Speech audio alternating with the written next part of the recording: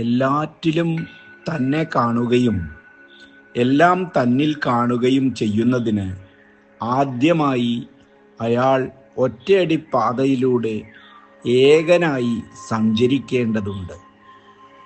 ആന്തരികമായ പ്രകാശവും അതിൻ്റെ നിലനിൽപ്പും ആർക്കും അംഗീകരിക്കാവുന്നതാണ്. അതറിഞ്ഞ് അതിനെ പിന്തുടരുക, അതിനെ വിശ്വസിക്കുക, അതിൽ ജീവിക്കുക. അപ്പോൾ അറിയാനും ആഗ്രഹിക്കാനും വിചാരപ്പെടാനും ഒന്നും അത് വഴിയൊരുക്കുന്നില്ല എന്ന് ബോധ്യമാകും. തൻ്റെ വഴി ഒന്നിനാലും പ്രതിബന്ധമുണ്ടാകുന്നതല്ല എന്നറിയും.